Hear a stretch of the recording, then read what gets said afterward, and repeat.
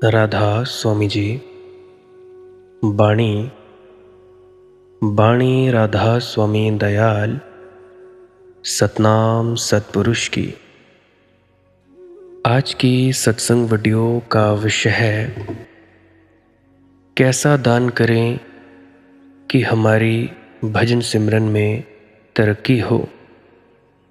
क्या हम दें जिससे हमारा भजन सिमरन में लाभ हो। यूं तो कहा जाता है, जब तक दान पुण्य करने से हमारी अवस्था सही होती है, स्वर्ग और नरक जैसी स्थिति का हमें आभास होता है, महसूस होते हैं। परंतु फिर भी कैसा दान किया जाए और हम दे भी क्या, कौन सी वस्तु दान में दे दें जिससे हमारा परमार्थ भी संवर जाए और स्वार्थ तो संवरेगा ही, निश्चित ही संवरेगा। तो क्या दें हम। तो चलिए संत वाजिद जी की वाणी के माध्यम से आज की सत्संग वीडियो आरंभ करते हैं। गुरु प्यारी सत्कारयोग सत्संगत जी, आप सभी के भीतर बैठे परमात्मा को मेरा प्रणाम। आप सभी के चरणों में मेरा प्रणाम। विनती करना चाहता हूँ, जिन जिन लोगों के मन चंचल हैं, भजन सिमरन में टिकता नहीं है, वे लोगों से मेरी विनती है कि आप जी इस वीडियो को पूरा अंत तक सुनने की कृपालता ज़रूर करें जी। हो सकता है कोई ना कोई तुक या आपके किसी प्रश्न का जवाब मिल जाए, या कोई बात आपके गहरे हृदय में उतर जाए, या आपको कोई ना कोई युक्ति मिल जाए जिससे आपका मन, आप इससे परे जा सकें, ठहर जाए और आप भजन सिमरन में तरक्की कर पाएँ। ये भी हो सकता है। बाकी आपकी अपनी मौज है। और बहुत से लोग हैं जिनको एक बार में समझ नहीं आता है, उनसे भी मेरी विनम्र प्रार्थना है कि आप जी वीडियो को बार बार सुनने की कृपालता ज़रूर करें जी। हो सकता है फिर समझ में आ जाए। अगर समझ में ना भी आएगा तो जो शब्दों में लिपटकर वो परमात्मा की ऊर्जा आपके कानों के ज़रिए आपके भीतर जा रही है, वो ऊर्जा आपके भजन सिमरन में तरक्की में आपकी मदद कर सकती है। तो मेरी यह विनती है, ज़रूर आप जी परवान करना जी। तो अब मैं अपने मूल विषय की ओर बढ़ते जा रहा हूँ। गुरु प्यारी सत्कारयोग सत्संगत जी, देखिए, हम अक्सर सोचते हैं कि जो दान है, हम किसी भिखारी को 2 पैसे दे दें, या किसी मंदिर, मस्जिद, गुरुद्वारा या किसी सत्संग सेंटर में पैसे चढ़ा आएं, तो ये हमारा जो दान है, इससे हमारा फ़ायदा हो जाएगा। फ़ायदा तो होगा, परंतु इस दान देने से आप लोगों का सिर्फ 10% फ़ायदा होगा, बाकी का 90% फ़ायदा तो होगा नहीं। अगर 10% फ़ायदा हो रहा है, 90% फ़ायदा कम हो रहा है, तब तो यह घाटे का सौदा है। फिर किया तो किया कैसे जाए, क्या करें हम। अक्सर मैं देखता हूँ, देखो आप लोगों का तो क्या कहना, अपने खुद के अनुभव से कहता हूँ। मैं अपने पुराने समय में जाता हूँ, जब मैं छोटा था। देने की प्रक्रिया तो बचपन से ही मेरी थी, देने की इच्छाएं। पैसा नहीं होता था, तो जब पैसा नहीं होता था, धीरे धीरे कॉलेज के टाइम में पैसा आने लगा, थोड़ा बहुत काम भी करने लगा, थोड़ा घर वाले दे देते थे। तो मैं भिखारियों को देखता था जो भीख मांगते थे बस स्टैंड पे। कोई बच्चे होते थे, कोई बूढ़े होते थे, तो मैं देता था। तो मैं उनको ऐसे नहीं देता था कि इनको देना चाहिए, मैं शर्मो शर्मी में देता था। मेरे साथ 3-4 मित्र होते थे, सहेले मेरे फ्रेंड्स, तो उनके सामने मुझे ऐसा लगता था कि अगर मैंने इसको पैसा नहीं दिया तो भाई मैं शर्म से मर जाऊंगा। मेरे अहंकार को ठोस पहुंचती थी, चोट पहुंचती थी कि यार अगर मैंने नहीं दिया तो मैं छोटा लगूंगा। और कई बार तो ऐसा सोचता था कि इसको अगर मैं 1 रुपया दूंगा तो मुझे 10 रुपये का लाभ होगा। पर लोग की बातें सोचता था, जैसा कि अक्सर आप लोग भी सोचते हैं। परंतु धीरे धीरे जब मुझे ज्ञान हुआ तब मुझे पता लगा कि इन सब चीज़ों से मैं खुद को ही धोखा दे रहा था। हालांकि दान देने से हमारा कुछ घटता नहीं, बढ़ता ही है। परंतु सबसे बढ़िया जो बात मायने रखती है वो ये है आपकी भावना। किस भावना से हम दान दे रहे हैं। कोई भी वस्तु का दान।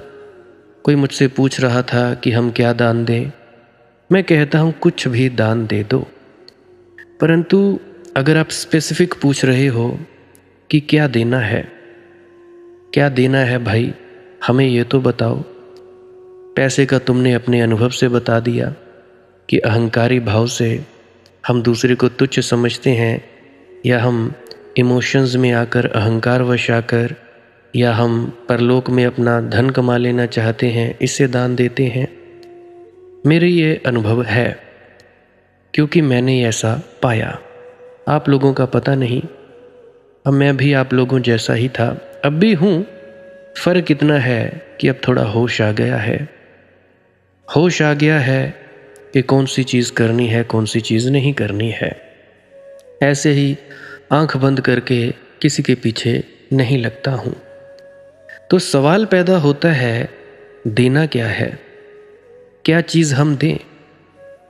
देखिए, देना बड़ी अनूठी प्रक्रिया है। जिस भांति तुम अपनी प्रेमी या प्रेमिका को देते हो, या बेटे को देते हो, या अपने दोस्त को, किसी और कारण से नहीं, किसी अपराध भाव से नहीं, कुछ आगे पाने के हिसाब से नहीं, स्वातः सुखाए रघुनाथ गाथा, मस्ती में, आनंद में, देने में ही रस है। देना ही अपने आप में पूर्ण हो गया। इसके आगे कुछ और आकांक्षा नहीं है। ऐसे जब तुम दोगे, फिर तुम किसको देते हो ये सवाल नहीं है। ऐसे जब तुम दोगे तब बात बनेगी। और पैसा ही देने की बात नहीं है, धन ही देने की बात नहीं है। वह भी चालबाजी है आदमी की। जब भी दान की बात उठती है तो आदमी सोचता है धन। याद करो, जब तुम पैदा हुए थे धन तुम लाए भी नहीं थे। दोगे क्या खाक? जो तुम्हारा है ही नहीं उसे देने की भ्रांति में मत पड़ना। जो तुम्हारा नहीं है वह तुम्हारा है ही नहीं। खाली हाथ आए थे, खाली हाथ जाओगे। देने की असली बात तो उसे दो जो तुम्हारा है, जो तुम हो। अपने को दो। अपने से बचने के लिए आदमी धन दे लेता है। वह सोचता है दिया तो कुछ तो दिया। ये दान देने से बचने का उपाय है। अपने को दो। ज़रूरी नहीं है कि तुम भिखमंगे को दो पैसे ही दो, लेकिन कभी भिखमंगे का हाथ अपने हाथ में लेकर 2 घड़ी उसके पास बैठ जाओ। उसकी सुख दुख की सुन लो, उससे 2 बातें कर लो। जैसे वह भी मनुष्य हो, तुम्हारे जैसा ही मनुष्य, तुमसे नीचा नहीं, तुम उससे ऊपर नहीं। तो शायद तुमने ज़्यादा दिया, शायद तुमने उसे मनुष्य होने का गौरव दिया। ऐसा मैं अक्सर किया करता हूँ। डेरा ब्यास को मैं जाता हूँ तो होशियारपुर को बस पकड़ता हूँ, उसके बाद जालंधर को, उसके बाद आगे डेरा ब्यास को। अक्सर मैं ऐसा ही करता हूँ। अब आप लोगों को पता ही है, मैं बताता वही हूँ जो मैं खुद करता हूँ। तो जब हम इस तरह से मानव, सच्चे मानव होने का दायित्व निभाते हैं, तभी हम मनुष्य होने का गौरव दे पाते हैं किसी को। शायद तुमने उसे खींच लिया उसके कूड़े कचरे से। जब भी तुम ऐसे किसी भिखारी को ऐसे बात करोगे, तुमने उसे महिमा दी, और मैं ये नहीं कह रहा हूं कि भाई धन मत देना, लेकिन धन तुम्हारे विराट दान का एक हिस्सा होना चाहिए। धन और दान पर्यायवाची नहीं हो जाने चाहिए। ऐसे ही पर्यायवाची हो गए हैं इस देश में और अन्य देशों में भी। लोग धन देकर सोच लेते हैं दान किया। अब ये भी खूब मज़े की बात है, पहले इन्हीं से शोषण कर लेते हो, लाख का शोषण कर लेते हो और 10 रुपये दान कर देते हो। इससे तुम्हें सांत्वना हो जाती है, मगर किसको धोखा दे रहे हो? धन का इतना मूल्य कि हम त्याग को भी धन से ही नापते हैं। तो जैन अपने शास्त्रों में महावीर के त्याग का वर्णन करते हैं कि इतने हाथी, इतने घोड़े, इतने स्वर्ण रथ, इतने महल, इतने हीरे जवाहरात, इतनी बड़ी संख्या गिनाते हैं, जो कि सच नहीं मालूम होती। क्योंकि महावीर एक बहुत छोटी सी जागीर के मालिक थे, इतना धन हो नहीं सकता था। महावीर एक इतने छोटे राज्य के मालिक थे, एक तहसील या बहुत 2 तहसील, बस इतनी सीमा थी उस राज्य की। महावीर के ज़माने में भारत में 2000 राज्य थे, ज़रा ज़रा से टुकड़ों में देश बंटा था। एक बड़े मालगुजार समझो कि बड़े जागीरदार समझो, कोई सम्राट नहीं, लेकिन वर्णन शास्त्रों में ऐसा किया जाता है जैसे चक्रवर्ती सम्राट। इतना धन इत्यादि था नहीं। ये शास्त्रों ने धन इतना बढ़ाकर बताया। ये क्यों बढ़ाकर बताया होगा? और ये बढ़ता गया है। जितना पुराना शास्त्र है उतना कम वर्णन है हाथियों का, घोड़ों का।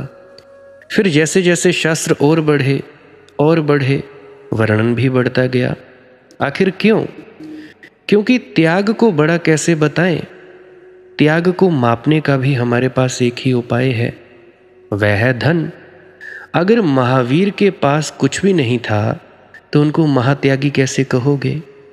अगर महावीर एक गरीब घर में पैदा हुए होते और त्याग कर देते तो कोई भी त्याग की बात थी ही नहीं।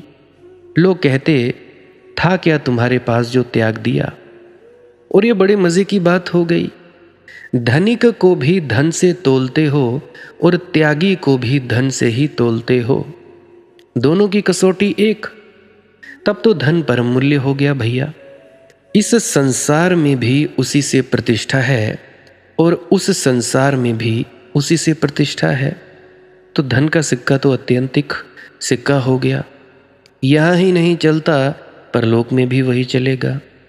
फिर महावीर के मानने वालों को लगा होगा कि बुद्ध के शास्त्रों में इतने इतने हाथी घोड़ों का वर्णन है, उससे बढ़ाकर बताओ। फिर ये दौड़ मच गई होगी, प्रतियोगिता मच गई होगी। बौद्ध बढ़ाकर बताने लगे। बुद्ध भी कोई बहुत बड़े सम्राट नहीं थे, नेपाल की एक छोटी सी जागीर के मालिक थे। कपिलवस्तु कहाँ खो गई पता नहीं चलता। मैं किसी की बेइज्जती नहीं कर रहा हूँ, परंतु मैं सच को सच की तरह व्याख्यान कर रहा हूँ। अगर किसी के दिल को ठेस पहुँच रही हो तो भाई माफ़ी।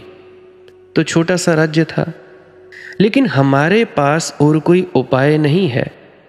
ऐसा नहीं है कि इस देश में और लोगों ने त्याग नहीं किया, लेकिन हिंदुओं के सब अवतार राजपुत्र, जैनों के 24 तीर्थंकर राजपुत्र, बुद्ध राजपुत्र, कृष्ण राजपुत्र, जनक राजपुत्र, ये 3 बड़े धर्म, इन तीनों बड़े धर्मों के जो श्रेष्ठतम पुरुष हैं सब राजपुत्र। मामला क्या है? मामला साफ है। गरीबों ने भी छोड़ा, लेकिन गरीबों के छोड़ने पर गिनती क्या करोगे? कैसे करोगे? अमीरों ने छोड़ा तो गिनती हो सकी। अमीरों ने छोड़ा तो हमारे चित्त पर छाप पड़ी। हमें लगा हाँ कुछ तो छोड़ा। हमारे मन में धन का इतना मूल्य है, हम धन के ऐसे दीवाने हैं कि हमारे सोचने की सारी प्रक्रिया धन से बंध गई है। अब तुम देखो, आज जितने भी कोई बाबा बन रहे हैं, कोई आचार्य बन रहे हैं, क्या कहते हैं कि हमने ये छोड़ा, हमने IAS की गद्दी छोड़ी, भूतपूर्व IAS, भूतपूर्व फलाना व्यक्ति, भूतपूर्व IITN, कोई IIT बाबा पैदा हो रहा है। अरे भाई, अगर तुमने सब छोड़ दिया तो इस IIT के तगमे को भी तो छोड़ो। क्या तुम बोल नहीं सकते थे कि भाई इस तगमे को तो मैंने कब का छोड़ दिया? आज भी तुम IIT बाबा के नाम से जाने जाते हो। क्यों भाई, क्यों? इस टैग को लगाने की ज़रूरत क्या थी? महावीर ने नहीं लगाया कि इतने चीज़ों को छोड़ने का मालिक। बुद्ध ने नहीं लगाया कि भाई इतने फलाना फलाना चीज़ों को छोड़ने का मैं मालिक हूँ। भूतपूर्व कपिलवस्तु सम्राट, किसी से नहीं कहा, ना तो किसी ने कहा।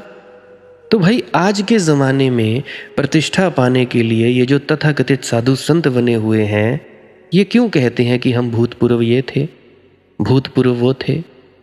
तो भाई ये सब भ्रांत है, ये सब ढोंग पाखंड है। जब त्याग हो गया तो भाई पदवी का भी त्याग हो गया। तो तुम निपट मनुष्य हो, निपट मनुष्य, कुछ भी नहीं, ना किसी के बेटे, ना किसी की बेटी, कुछ भी नहीं, अगर त्यागा तो। परंतु तुम हो, हम भाई ये छोड़ के आए, हम वो छोड़ के आए, हमने ये किया, हमने वो किया। यार हमारे सोचने की सारी प्रक्रिया धन से बंध गई है। तो त्याग हो तो भी धन, तो भी हम पूछते हैं कितने का त्याग। हमारा पूछना वही है, हमारा जानना वही है, हमारा मानना वही है। किसी ने 10 रुपये छोड़ दिए, तुम कहोगे क्या कोई बड़ी भारी बात कर दी? लाखों छोड़ने वाले पड़े हैं, किसी ने करोड़ छोड़े तो कुछ बड़ी बात हुई। इस मनुष्य की भ्रांत मनोदशा का परिणाम यह हुआ है कि दान का अर्थ ही धन से बंध गया। जैसे ही तुम सुनते हो दान दो, तुम्हें ख्याल अपनी जेब का आता है। अभी भी तुम्हें आ रहा होगा, जितनी मैं बात कर रहा हूँ, टाइटल पढ़कर ही आ रहा होगा, कैसे दें, क्या दान दें भैया।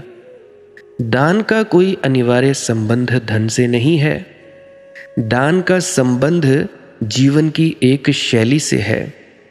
दान का अर्थ है जीवन को बांटो, जीवन को सिकोड़ो मत, फैलाओ।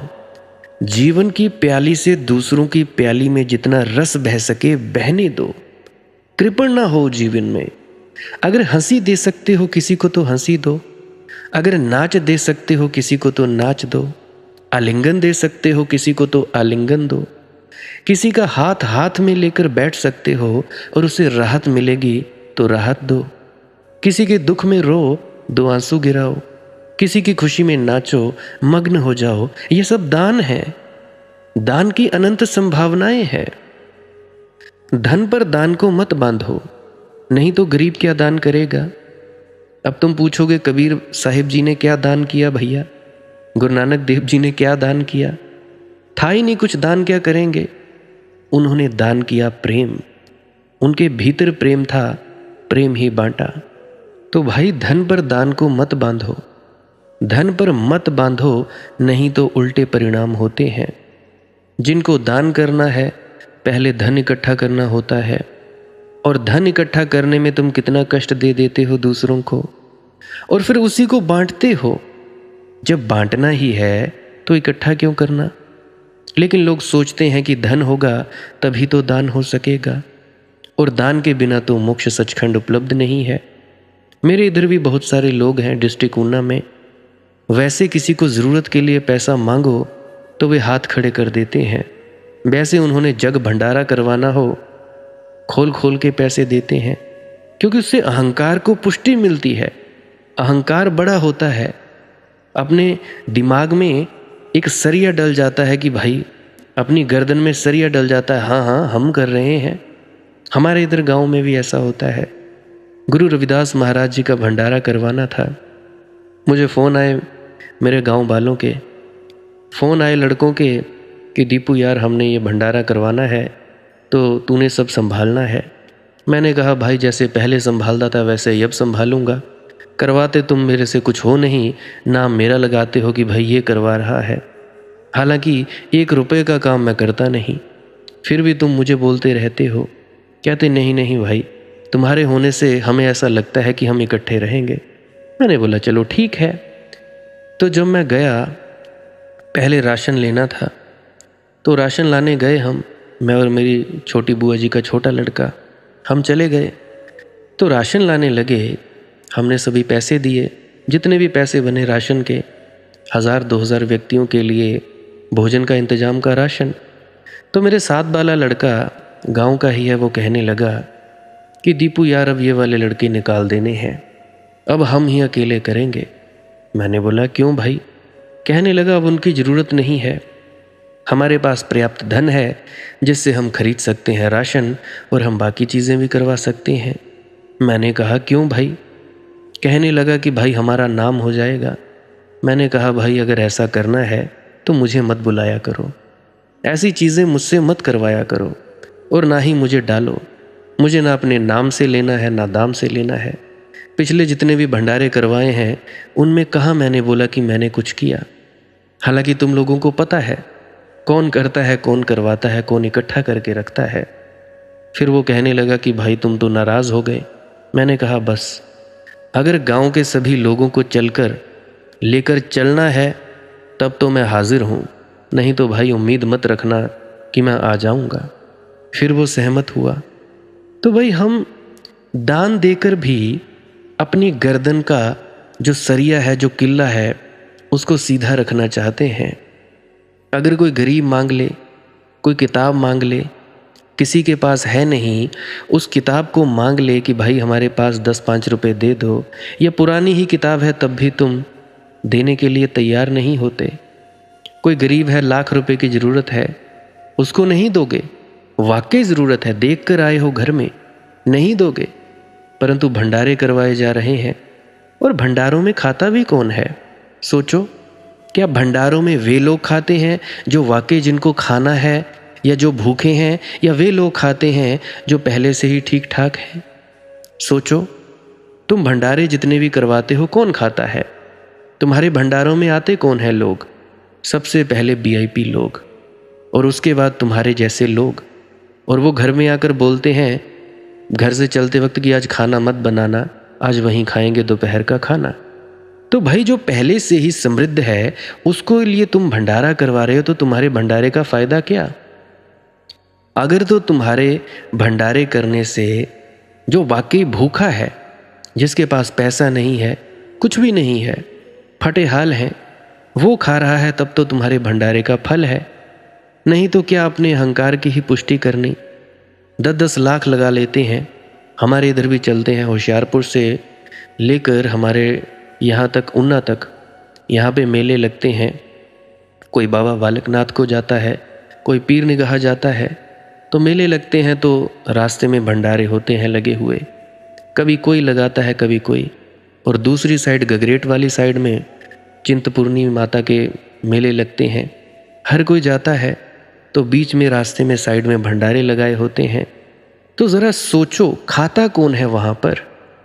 कौन से लोग, कैसे लोग खाते हैं? सोचो, तुम्हारे भंडारों का मकसद क्या है? मकसद था भूखे को भोजन करवाना। हालांकि जो घर में खा सकते थे, पहले ही ठीक थे, उनको पहले तुम भोजन करवाते हो। मैं देखता हूँ, अक्सर मैंने देखा है। हालांकि अपने जब हम भंडारा करवाते हैं गुरु रविदास महाराज का, तब भी मैंने ऐसा ही देखा।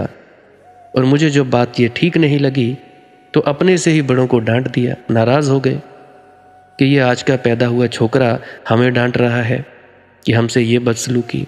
कोई कहता था एमएलए को बुलाएंगे। मैंने कहा ना, एमएलए के लिए नहीं हम करवा रहे हैं भाई, हम करवा रहे हैं जो भूखे हैं। एमएलए से हमने क्या लेना देना भाई? वो क्या हमें कुछ करने आया? जब उसकी ज़रूरत होती है तब कहाँ होता है ये भाई? और चीफ मिनिस्टर कहाँ होते हैं भाई? जब काम करवाना होता है तो इनके ऑफिसों के चक्कर खाओ, पीए से बात करो। क्या नहीं होता ऐसा? तुम सभी जानते हो भाई, तुम्हारे साथ भी ऐसा हुआ होगा। एक मामूली सा सरकारी काम करने के लिए 1-1, 1.5-1.5, 2-2 हफ्ते रुकना पड़ता है। आज वो नहीं है, आज आए नहीं है, खाना खा रहे हैं, वक्त हो गया है, ये हो गया, वो हो गया। तो हम क्यों बुलाएं किसी को? और हम क्यों बताएं कि हाँ भाई हमारे भंडारे में तो वो फलाना एमएलए आया था? क्यों भाई? हमारे भंडारे का मकसद क्या था? लोगों को खाना खिलाने का मकसद था क्या? हमारे अहंकार की पुष्टि या आत्माओं को तृप्ति? वो दिन चले गए। पुराने ज़माने में हुआ करते थे भोज, परंतु आज के ज़माने में अहंकार के ही विस्तार हैं। तो भाई धन पर दान को मत बांधो, नहीं तो परिणाम बड़े उल्टे होंगे। क्योंकि तुम लोग सोचते हो कि भाई दान के बिना मुक्ति नहीं। गलत है ये पूरा चिंतन, ये पूरी तर्क सरणी। प्रत्येक व्यक्ति दान कर सकता है। जिसके पास कुछ भी नहीं है वह भी खून दान कर सकता है। और अक्सर ऐसा होता है जिसके पास कुछ भी नहीं है वही दान कर पाता है, क्योंकि उससे छोड़ने का डर ही नहीं होता। कुछ है ही नहीं तो खोएगा क्या। इसलिए तुम अमीर आदमी को कंजूस पाते हो, गरीब को कंजूस नहीं पाते। गरीब दे सकता है, ऐसे ही नहीं है। अभी कुछ दिन पहले एक महिला से मेरी बात हो रही थी। कहने लगी मैं लग्जरियस लाइफ जीना चाहती हूँ। मैंने कहा भाई दान देना शुरू करो, कुछ ना कुछ दान तो दो। भूखों को खिलाओ, गायों को दो, कुत्तों को दो, आवारा पशुओं की सेवा करो, चींटियों को डालो, पशुओं पक्षियों को डालो, जिसको दे सकते हो दो। कोई भूखा नंगा है उसको भोजन करवाओ। कहने लगी नहीं नहीं जी मैं कंजूस हूँ। फिर क्या खाक तुम अमीर होगी? लोगों का खून चूस चूस कर तुम अमीर हो जाना चाहती हो, तो क्या खाक वो अमीरी है? क्या करनी वो लग्जरियस लाइफ जिसमें लोगों की बद्दुआएं होंगी, लोगों के ताने मेने होंगे? भाई लग्जरियस लाइफ जीनी है तो वो जियो जिसमें प्रेम है। तुम्हारे पास 10 रुपये थे, 9 रुपये ही दे दिए तुमने, 9.5 रुपये ही दे दिए, उसमें मज़ा है। ज़रूरत थी सामने वाले को दे दो, तुम 50 पैसे में गुजारा करो, वो होता है दान। परंतु उस दान देने की भावना में अहंकार ना आए, बिल्कुल अहंकार ना आए। ज़रा सा भी अहंकार आया सब दान खराब। ये है दान देने की प्रक्रिया। अगर निष्काम भाव से दान करोगे, सेवा करोगे, अच्छा कर्म करोगे, वो कर्म तुम्हारे आध्यात्म में तरक्की देगा। क्योंकि निष्काम भावना से काम करोगे, कुछ पाने की इच्छा ही नहीं है, उसके लिए तुम सेवा करोगे, दान करोगे, बेशक चाहे घर में करो। अभी मेरे बुआ जी का छोटा लड़का है, कई बार मैं उसे पूछता हूँ कि यार तू सेवा पे जाता रहता है, मैं नहीं कहता बुरी बात है, परंतु तू अपने घर पे भी तो देख। घर में अगर माँ हमारी या बाप हमारा बीमार हो या उसको ज़रूरत हो पैसे की और तू जा रहा है सेवा करवाने, क्या तेरी सेवा ये लगेगी? फिर आगे से कह देता है कि अब तो हजूर जी जाने। हजूर जी का खाक जाने? अपनी जिम्मेवारियों से मुंह मोड़ते हो, घर से बाहर चले जाते हो। घर में ज़रूरत है तुम्हारे पैसे की, तुम्हारे कमाए गए धन की, और तुम घर वालों पर बोझ बने बैठे हो और कहते हो कि जी हम सेवा पर जा रहे हैं। कुछ उम्र तक ये ठीक है कि तुम घर वालों के पैसे पर जी रहे हो, तुम जा रहे हो कहीं भी जाओ, परंतु एक उम्र होती है, उसके बाद तो तुम जाओ। अब तुम में से बहुत से मूढ़ लोग होंगे, मैं भी उनमें से ही था, मैं भी वही था। मैं भी घर वालों के पैसों को ले लेकर कभी सेवा पे जा रहा हूँ, कभी इधर जा रहा हूँ, कभी उधर जा रहा हूँ। उनको दिक्कत में डालकर मैं सेवा पे जा रहा हूँ और मैं सोचता था कि मैं पुण्य कमा लूँगा, ये मेरे भजन सिमरन में मेरे बहुत काम आएगा। हालांकि नामदान वगैरह कुछ लिया नहीं था, फिर भी ध्यान की प्रक्रिया में संलग्न रहता था। मैं सोचता था मुझे शांति मिलेगी। शांति तो क्या खाक मिलनी, उलट मेरे विचार चलने लगे, क्योंकि घर वालों को दुखी कर कर मैं सेवा पर जाता। तो ये क्या सेवा है? ये जो तुम घर वालों को छोड़ जाते हो, तुम जियो या मरो हम जाएंगे, ये क्या सेवा है? मैं डेरे जा रहा हूँ जी, तुम देख लेना अपना, ये क्या सेवा है? सास तुम्हारी घर में बीमार है, तुम सत्संग सेंटरों को दौड़ रही हो या कहीं भी दौड़ रहे हो, ये क्या सेवा है? जाओ तुम 1 आध घंटा, तुम्हारा दिल है सारा सारा दिन ही। क्या जो घर में तुम्हारे जी बैठा है, क्या वो गुरु का प्यारा नहीं? जो तुम्हारे जी बैठे हुए हैं सत्संग सेंटरों में या डेरों में या गुरुद्वारों में, गिरजों में या मंदिरों में या मस्जिदों में, क्या वो इंसान नहीं है? क्या वो गुरु के प्यारे नहीं हैं? अगर नहीं है तो कह दो। परंतु जब मैं ऐसी बातें कहता हूँ, तुम्हारे अहंकार को ठेस पहुँचती है, बहुत ज़्यादा ठेस पहुँचती है। दिक्कत आती है कि भाई ये क्या कह रहा है। ये मेरे अनुभव हैं भाई, मैंने खुद पर भी देखा है और मैं आसपास देख ही रहा हूँ। तुम में से भी ऐसे ही होंगे।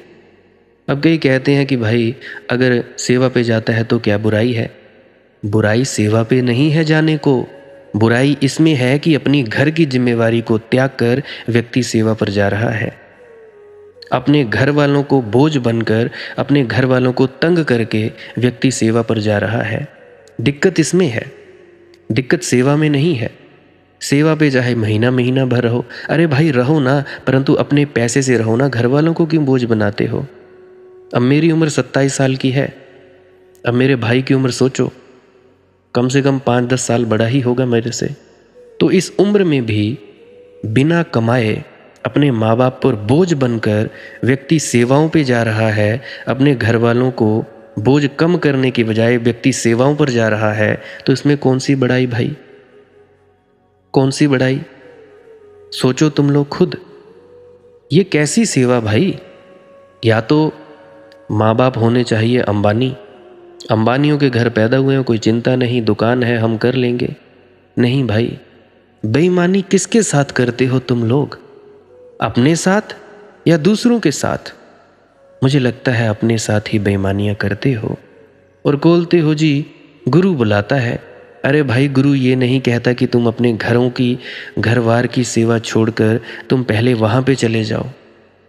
गुरु सिर्फ इसीलिए कहता है, वहाँ पर सेवा करने का मकसद यह है कि तुम्हें नम्रता आए।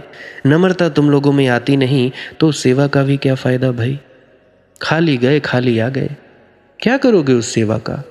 नम्रता तुम में नहीं, विनम्रता तुम में नहीं, कोई कुछ कह दे तो झुकना तुमने नहीं, क्या सेवा का फ़ायदा भाई? क्या करोगे इस सेवा का? कुछ होगा इसका फल? अब बहुत सी आंटियां हैं जिन्होंने मेरी बात मानकर पहले अपने घर वालों की सेवा करनी शुरू की। बेशक चाहे उनके घर में कलेश थे, कुछ भी थे, घर वालों की सेवा शुरू की, अपने पति की, अपने बच्चों की। सत्संग छूटता छूट जाए। आज वही स्त्रियां हैं जो कहती हैं कि बेटा तुम्हारी बात हमें पल्ले पड़ गई, हमें समझ आ गया कि तू क्यों कहता था।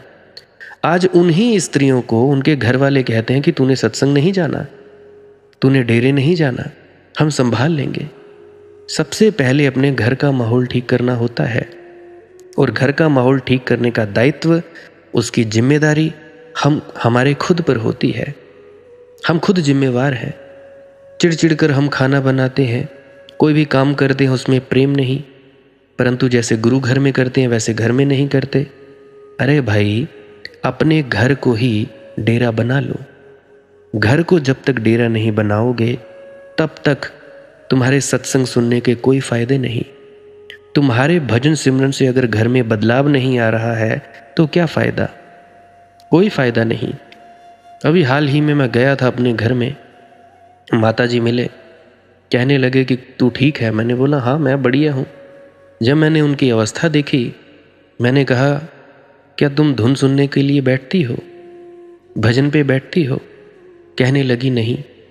तो मैंने कहा कि भाई 28 साल नाम लिए हो गए तो भाई ये तो बात ठीक नहीं। हम अपने गुरु के साथ गद्दारी कर रहे हैं।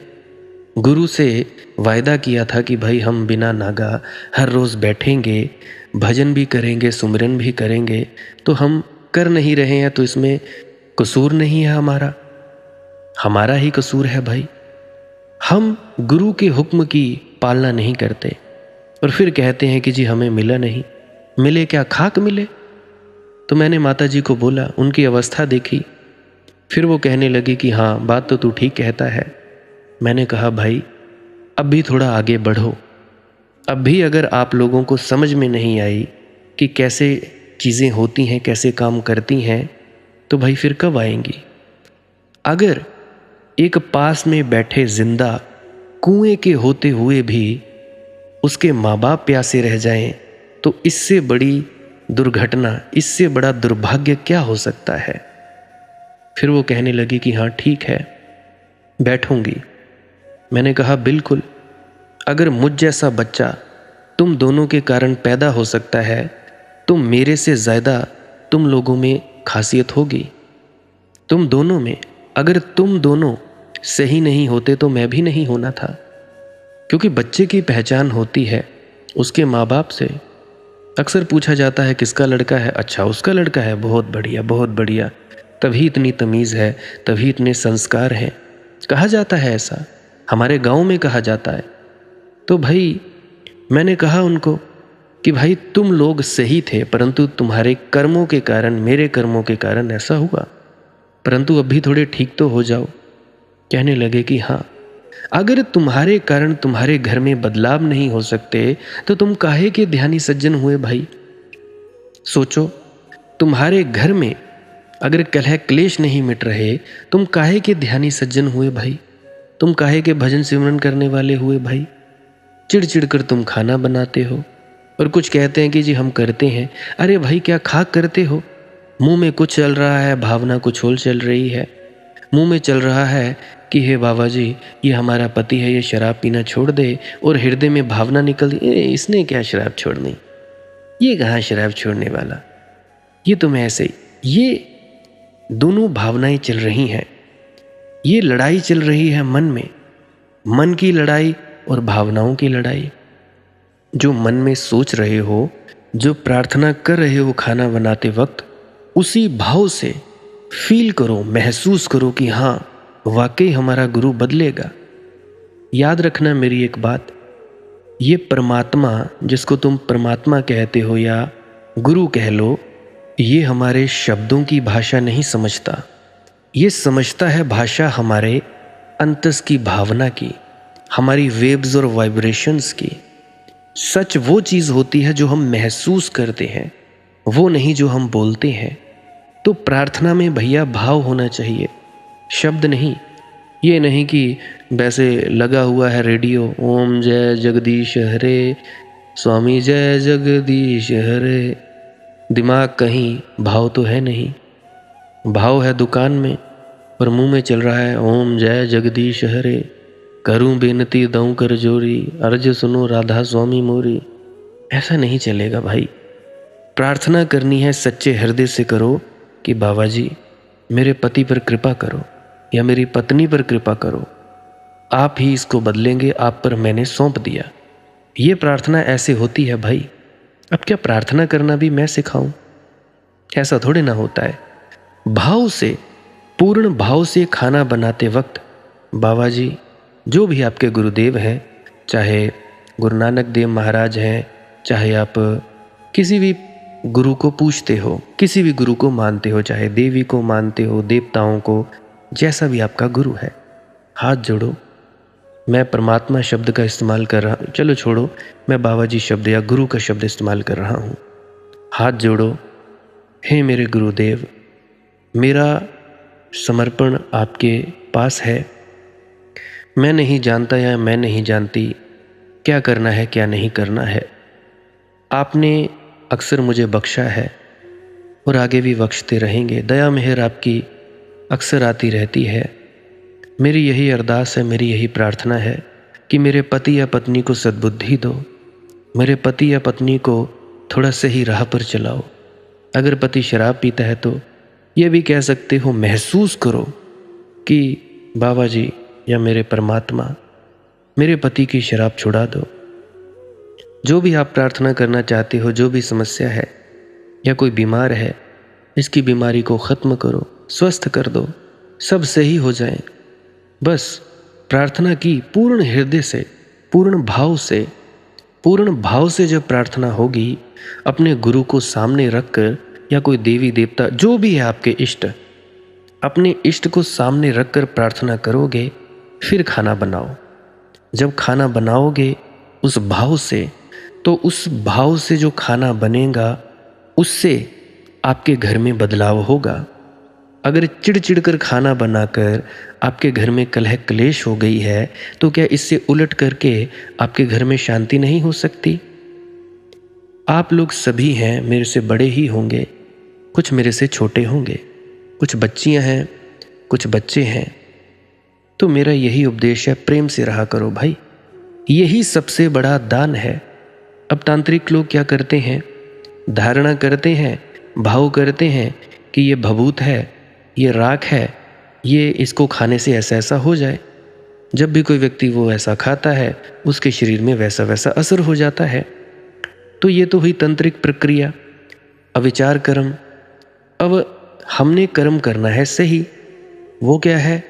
हाथ जोड़कर प्रार्थना खाना बनाते समय, या कोई पति है पानी पिलाए या पानी पी रहे हो, हे मेरे परमात्मा धन्यवाद तेरा, इस पानी पीने से मेरा शरीर दुरुस्त हो जाएगा। खाते वक्त कुछ भी नकारात्मक भाव नहीं आने चाहिए। खाते वक्त सिर्फ परम तत्व, इसीलिए कहा गया है अन्नम ब्रह्मम, अन्न ही ब्रह्म है, कि जो खाना हम खाते हैं वो ब्रह्म है, क्योंकि जैसा खाए अन्न वैसा होए मन। अब तुम मांस मछली खाते हो तो मांस में अब मुर्गा है, कितना तड़पता है, कम से कम 5, 10 या 15 मिनट उसका धड़ हिलता ही रहता है। कटते देखना कभी मुर्गे को, मैंने देखा है, मैंने खाया है, मैं जानता हूँ। देखना कभी कटते मुर्गे को, हिलता रहता है। पहले तो एक बार क्यों क्यों होती है, फिर हिलता रहता है। अब उसकी जो तड़पन है वो तुम लोग खा लोगे तो उससे क्या तुम्हारे भीतर साहस पैदा होगा? क्या तुम्हारे भीतर कोई अच्छी अच्छी भावना आएगी? मछली खाते हो, मछली को कितनी तड़पन है, और भी तुम जीव खाते हो। मैंने एक बकरा देखा मरता हुआ। बकरा मरते जब मैंने वो देखा, वो ही मेरा आखिरी दिन था मांस खाने का। अपनी बात बताता हूँ, सच्ची सच्ची बात, कि मैंने मांस खाना क्यों छोड़ा था। बकरा मरते मैंने देख लिया, 2-3 दिन से भूखा मैं कर रहा था, और जब उसे काटा गया तो हिलता ही रहा, हिलता ही रहा। और मैं सामने बैठकर देख रहा था। मेरे मामा जी का जो बीच वाला लड़का था वो भी साथ में बैठा हुआ था। उसी दिन उसने भी छोड़ दिया, मैंने भी छोड़ दिया कि भाई नहीं, अगर ऐसे हमको काटा जाता फिर तो बड़ी दिक्कत होती। परमात्मा की मेहर, दया मेहर, तो जैसा खाओगे भाई वैसे ही हो जाओगे। जिस भावना का बना हुआ खाना खाओगे वैसे ही हो जाओगे। अक्सर मैं कई घरों में जाता था पहले, तो कभी कभार मैं देखता था कि ये सब्जी नहीं खानी है, फिर पता लगता था कि ये सब्जी चिढ़कर बनाई गई है। तो जो सब्जी चिढ़कर बनाई जाती है वो मेरे से खाई नहीं जाती, क्योंकि मेरा शरीर मना कर देता है कि भाई मत खाओ इसे। बेशक वो देखने में स्वादिष्ट लगती हो, जैसी मर्जी लगती हो, मेरे से तो खाई नहीं जाती।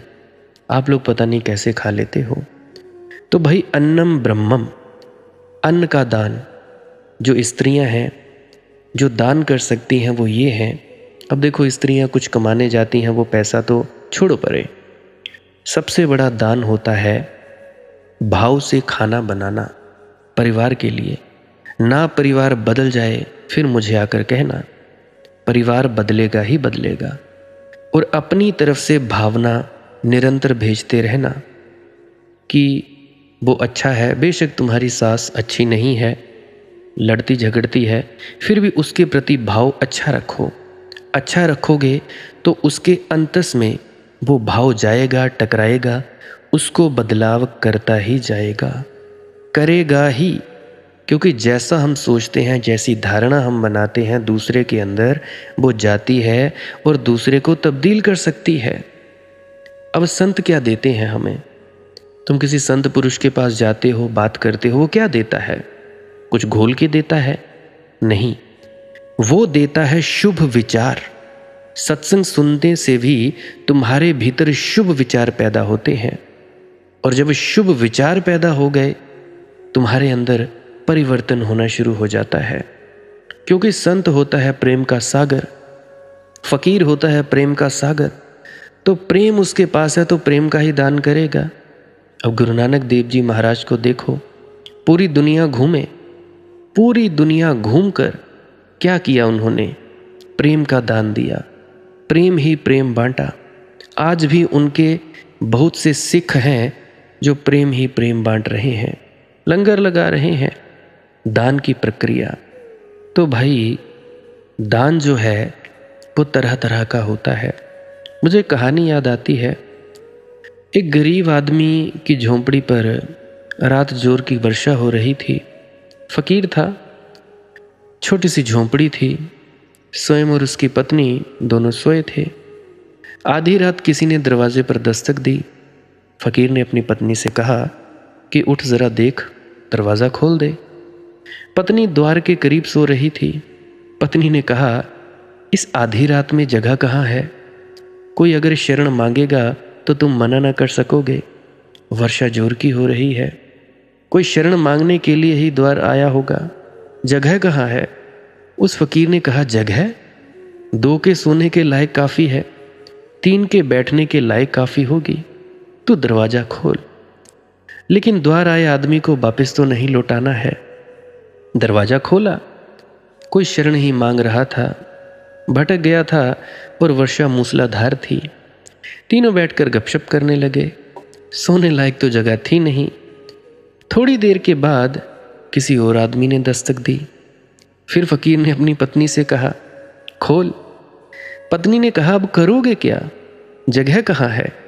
अगर किसी ने शरण मांगी?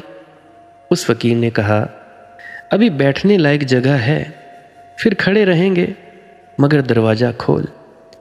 फिर दरवाजा खोला, फिर कोई आ गया।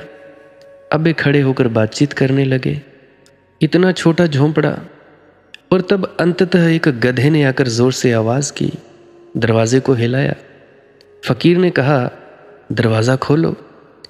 पत्नी ने कहा, अब तुम पागल हुए हो, ये गधा है, आदमी भी नहीं। फकीर ने कहा, हमने आदमियों के कारण दरवाजा नहीं खोला था, अपने हृदय के कारण खोला था। हमें गधे और आदमी में क्या फर्क? हमने मेहमानों के लिए दरवाजा खोला था। उसने भी आवाज दी है, उसने भी द्वार हिलाया है, उसने अपना काम पूरा कर दिया। अब हमें अपना काम पूरा करना है, दरवाजा खोलो। उसकी औरत ने कहा, अब तो खड़े होने की भी जगह नहीं है। उसने कहा, अभी हम जरा आराम से खड़े हैं, फिर सटकर खड़े होंगे। और याद रख, एक बात याद रख कि यह कोई अमीर का महल नहीं है कि जिसमें जगह की कमी हो। यह फकीर का झोंपड़ा है, इसमें खूब जगह है। यह कहानी मैंने पढ़ी तो मैं बड़ा हैरान हुआ। उसने कहा, यह कोई अमीर का महल नहीं है जिसमें जगह ना हो, यह गरीब का झोंपड़ा है, इसमें खूब जगह है। जगह महलों में और झोंपड़ों में नहीं होती, जगह हृदयों में होती है। अक्सर तुम पाओगे गरीब कंजूस नहीं होता, कंजूस होने योग्य उसके पास कुछ है ही नहीं। पकड़े तो पकड़े क्या? जैसे जैसे आदमी अमीर होता है वैसे वैसे कंजूस होने लगता है, क्योंकि जैसे जैसे पकड़ने को होता है वैसे वैसे पकड़ने का मोह बढ़ता है, लोभ बढ़ता है, 99 का चक्कर पैदा हो जाता है। जिसके पास 99 रुपए हैं उसका मन होता है कि किसी तरह 100 हो जाएं। तुम मुझसे 1 रुपया मांगो, मैं दे ना सकेगा, क्योंकि 1 गया तो 98 हो जाएंगे। अभी 100 की आशा बांध रहा था, अब हुए पूरे, दे नहीं पाएगा। लेकिन जिसके पास 1 ही रुपया है वह दे सकता है, क्योंकि 100 तो कभी होने नहीं है, यह चला ही जाएगा रुपया। तुमने भी अपने मन में यह तर्क कई बार पाया होगा। लोगों के पास 1 रुपया 10 रुपये होते हैं, जल्दी चले जाते हैं। 100 रुपये का नोट होता है या 500 रुपये का तो वह तोड़ता ही नहीं। वह कहता है तोड़ना ठीक नहीं, क्योंकि टूटा कि गया। 100 पर पकड़ ज़्यादा हो जाती है। 1000 का हो, 2000 का नोट भी चले थे हमारे हिंदुस्तान में, तो और ज़्यादा पकड़ हो जाती है कि कहीं टूट ना जाए। सीधा 2000 का नोट अब तो दिखाई नहीं देते, 500 का दिखाई देता है, 200 का, 100 रुपये का, 50 का, तो पकड़ ज़्यादा होती है। टूटा कि गया, जितना कम है उतनी पकड़ भी कम हो जाती है। और चला तो जाएगा ही, अभी नहीं तो थोड़ी देर में चला जाएगा। पकड़ने का अर्थ भी क्या है? तो ऐसा नहीं कि गरीबों ने दान नहीं किया, सच तो ये है गरीबों ने महत दान किया, मगर उनका दान लेखे जोखे में नहीं आता। उनके दान को लेखे जोखे में लाने का तराजू नहीं है। उन्होंने प्रेम दिया, धन नहीं था, धन तो था ही नहीं, देते क्या? उन्होंने प्रेम दिया। महल तो थे नहीं, हाथी घोड़े हीरे जवाहरात तो थे नहीं, लेकिन जो था अपना जीवन था, वह दिया, अपना प्रेम दिया, अपनी सहानुभूति दी, अपनी करुणा दी। मगर उसको तो कैसे नापो, किस तराजू पर नापो? इसलिए धनियों का दान तो खूब चर्चा की जाती है। धनी दानशाली हो जाते हैं, दाता हो जाते हैं, गरीब का कोई हिसाब नहीं लगाया जाता। धन से दान को मत जोड़ो, दान को धन से मत जोड़ना। दान बहुत बड़ी बात है। दान की उस बहुत बड़ी घटना में धन का दान भी एक हिस्सा मात्र है, और बहुत छोटा क्षुद्र हिस्सा, कोई बहुत बड़ा हिस्सा नहीं है, साधारण, अति साधारण। उसमें असली हिस्से तो और हैं, आत्मा के हैं, प्रेम के हैं, ज्ञान के हैं, बोध के हैं। अब देखो मजा, महावीर ने महल छोड़ा, धन दौलत छोड़ी, उसका शास्त्रों में खूब वर्णन है। और फिर जीवन भर उन्होंने प्रेम बांटा, ज्ञान बांटा, ध्यान बांटा, उसका कोई वर्णन नहीं, ज़्यादा खास वर्णन नहीं। उसको कोई दान मानता ही नहीं। मैं चौंकता हूँ कभी ये देखकर कि शास्त्र लिखने वालों को भी कैसे अंधे लोग होते हैं। फिर कोई ये नहीं कहता कि महावीर ने कितना ध्यान बांटा, कितने लोगों के ध्यान के दिए जलाए। ऐसे ही थोड़ी जल जाते हैं ध्यान के दिए। महावीर की ज्योति छलांग लेती, तब किसी बुझे दिए में ज्योति आती है। महावीर अपने प्राणों को डोलते चले जाते हैं, डालते चले जाते हैं। कितने लोगों में उन्होंने अपने प्राण डाले, कितने लोगों की सांसें सुगंधित की गई, कितने लोगों के जीवन में शांति आई। नहीं, इसका कोई हिसाब नहीं। वह जो कंकड़ पत्थर बांट कर निकल गए थे महल से, वह महल भी उनका नहीं था, वे कंकड़ पत्थर भी उनके नहीं थे। वे छूट ही जाने थे। आज नहीं कल मौत आती और सब छीन लेती। उसका हिसाब लगाया गया है। लेकिन महावीर ने कितने लोगों को ध्यान दिया, कितने लोगों को प्रेम दिया। लोगों को ही नहीं, फकीर के गधे को याद रखना, महावीर ने कीड़े मकोड़ों को भी उतना ही प्रेम दिया जितना मनुष्यों को। इसलिए पैर भी फूंक फूंक कर रखने लगे कि किसी को चोट ना लग जाए। रात महावीर करवट नहीं बदलते थे, क्योंकि करवट बदले और रात कीड़ा मकोड़ा आ गया हो, पीठ के नीचे विश्राम कर रहा हो, दब जाए मर जाए, तो एक ही करवट सोते थे। ये दान चल रहा है। अब हीरे जवाहरात तो नहीं बांटने को, अब असली हीरे जवाहरात बांटे जा रहे हैं। मगर हमारे तथाकथित शास्त्र लिखने वाले, उनको असली हीरे जवाहरातों का तो पता नहीं।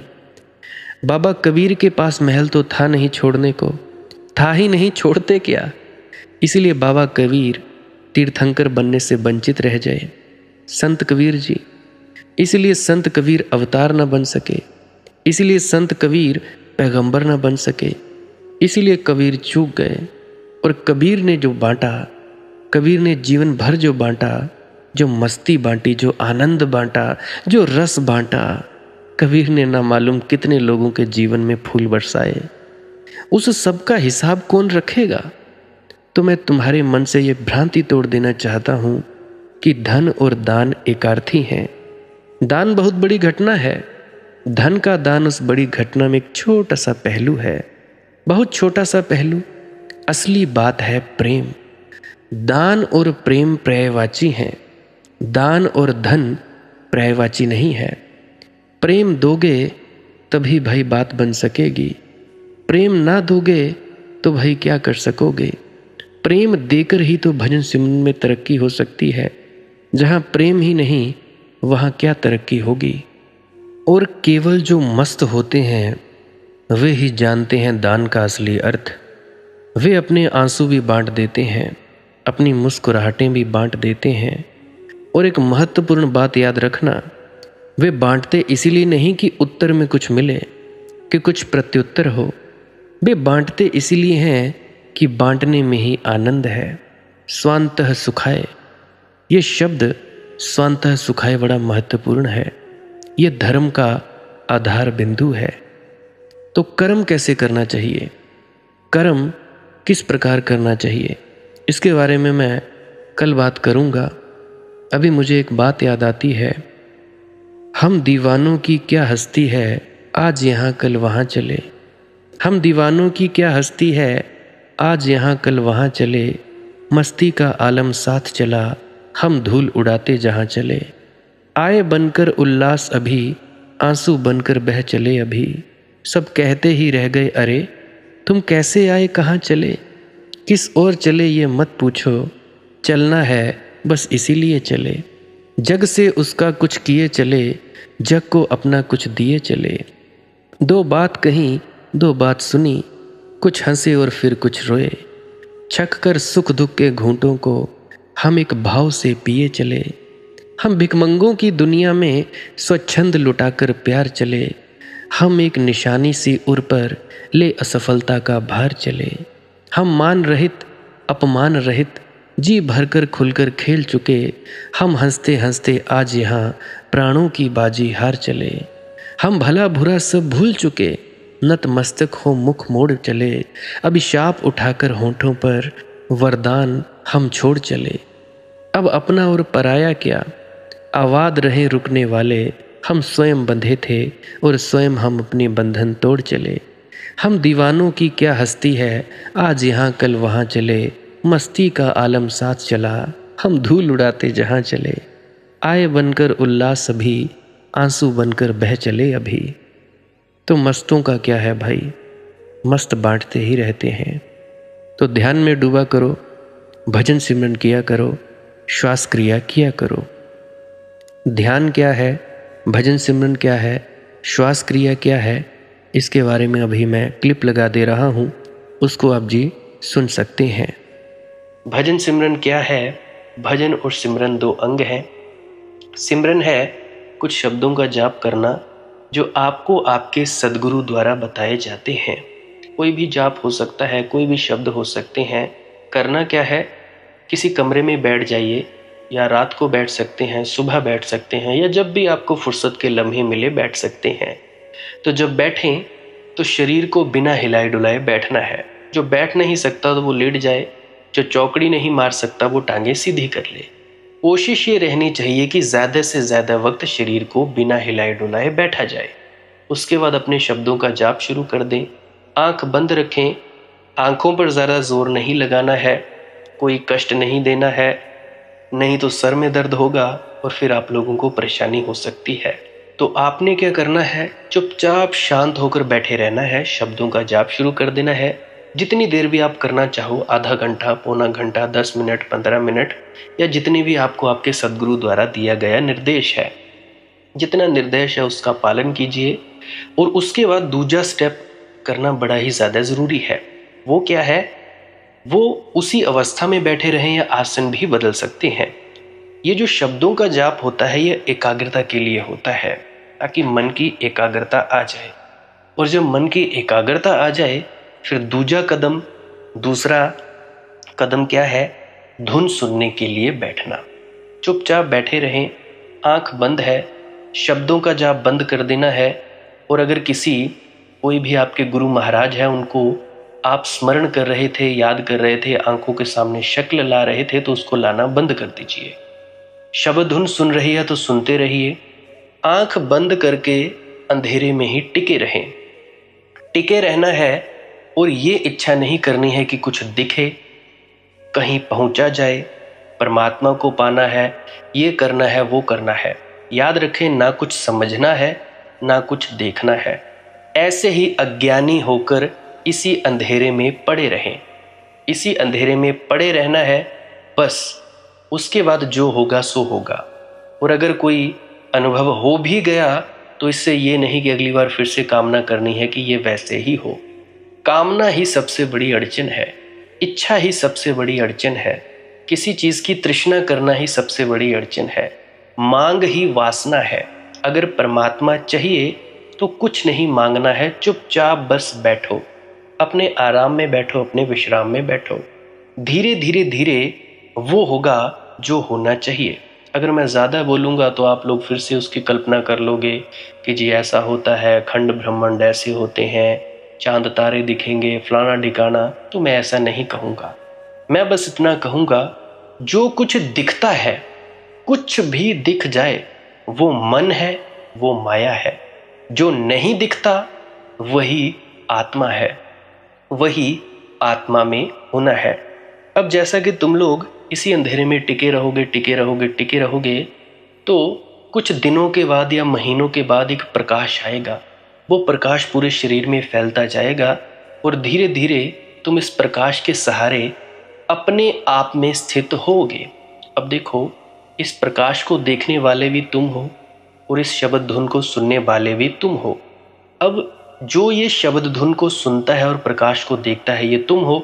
तो अपने आप में स्थित होना है, अपने आप को जानना ही सच्चा आत्मज्ञान है। खुद को जानना, खुद को जान लिया, मालिक को फिर जान जाओगे। तो इतनी सी प्रक्रिया है। और आगे आप श्वास क्रिया भी कर सकते हो। ये मुझे बताई गई थी विजय शर्मा जी द्वारा। वो एक उच्च कोटि के संत हैं, तो उन्होंने मुझे बताई और मेरा फर्ज बनता है कि आप सभी को बताऊं। वैसे तो मैं रोज़ रोज़ बताता हूं, फिर भी आज फिर से बता रहा हूं। श्वास क्रिया क्या है? नाक से सांस लेना है, मुंह से छोड़ना है। लंबा सांस लेना है नाक से और मुंह से छोड़ देना है। 15 मिनट करें, 20 मिनट करें, आधा पौना घंटा, जितनी देर भी आप कर सकते हो करें। करने के बाद करना कुछ नहीं है, चुपचाप आंख बंद करके बैठ जाना है। लेट सकते हो तो लेट सकते हैं, वो आपकी अपनी इच्छा है। नींद आ जाए तो सो जाना है, तो शरीर को कष्ट नहीं देना है। अगर सर घूमे घूमने देना है, अगर आपका शरीर कांपे तो कांपने देना है। उसकी आपने दिक्कत, परेशानी और चिंता नहीं लेनी है, ये सब होता ही है। और मरने से डर लगे तब भी नहीं डरना है, ये होता ही है। क्या कहा मैंने? 15 से 20 मिनट कर सकते हैं, उसके बाद चुपचाप बैठें और अपने भीतर अपने आप उतर जाओगे। ठीक है जी। प्रेग्नेंट लेडीज़ बिल्कुल ना करें, जिनको दिल की बीमारी है या गोलियां वगैरह खाते हैं वो भी बिल्कुल ना करें, और बाकी सब कर सकते हैं। जिनको नींद नहीं आती वो अवश्य करें, और जिनको थोड़ा डिप्रेशन रहता है वो भी अवश्य करें, और जिनके बच्चे थोड़े पढ़ाई में कमज़ोर हैं वो भी ज़रूर करें। बाकी आपकी मौज है, करना हो करिए, नहीं तो आपकी अपनी अपनी इच्छा है। और ध्यान दें, जब सिमरन करें तो उसके बाद सीधा भजन पे बैठें, और जब ये श्वास क्रिया करें तो इसके बाद सीधा भजन के लिए बैठें। अलग अलग प्रक्रियाएं हैं। एकाग्रता के लिए है श्वास क्रिया और एकाग्रता के लिए ही है भजन सिमरन। सिमरन भी एकाग्रता के लिए और श्वास क्रिया भी एकाग्रता के लिए। ठीक है, मिक्स नहीं करना है, अलग अलग करिए। अगर श्वास क्रिया करी तो उसके बाद सीधा धुन सुनने पर बैठें। अगर सिमरन के शब्दों का जाप किया उसके बाद फिर से धुन सुनने पर बैठें। बाकी आपकी अपनी मौज है, जो आपको रुचे वो कर सकते हो। अगर धुन सुनने लगे तो धुन सुनने पर ही डायरेक्ट बैठा जाए, परंतु श्वास क्रिया मत छोड़ना, क्योंकि श्वास क्रिया करने से शारीरिक, मानसिक और आध्यात्मिक लाभ मिलता है। तो बाकी आप कीजिए, आपकी मौज है। और कोई प्रश्न है तो कमेंट सेक्शन में पूछ सकते हैं, या इंस्टाग्राम, टेलीग्राम, फेसबुक पे सर्च करें मालिक की मौज सत्संग, तो वहाँ पे पूछ सकते हैं। प्रश्न पूछने से पहले एक विनती, आप लोग पुरानी सत्संग वीडियोस को अवश्य सुनिए। क्या पता आपके प्रश्नों के जवाब मिल जाएं और आप अपने भीतर ध्यान में उतर जाएं। बाकी आपकी अपनी मौज है। लाइक कर सकते हैं इस वीडियो को अगर आपको कुछ सीखने को मिला है, और कमेंट सेक्शन में राधा स्वामी ज़रूर लिखें। सब्सक्राइब कर सकते हैं इस चैनल को अगर रोज़ रोज़ नए नए सत्संग सुनना चाहते हैं। और बाकी आप सत्संग लगा के छोड़ दीजिए, और बस छोड़ दीजिए। सुनते सुनते आप ध्यान में प्रवेश करेंगे या तो आप जी सो जाएंगे, तो आपकी मौज है। बाकी आप लोग अगर शेयर करना चाहो अपने मित्रों तक तो कर सकते हैं, नहीं तो मालिक की मौज है, कोई चक्कर नहीं है। आप मुझे इतने अंत तक सुनते हो, इतने अंत तक सुनने के लिए आपका बहुत बहुत शुक्रिया, बहुत बहुत धन्यवाद। और मुबारक हो आप लोगों ने जो आनंद प्राप्त किया। अब मैं अपने गुरु महाराज को प्रणाम करता हूँ, आप सभी के भीतर बैठे परमात्मा को भी प्रणाम करता हूँ। मेरा प्रणाम स्वीकार करें। राधा स्वामी जी।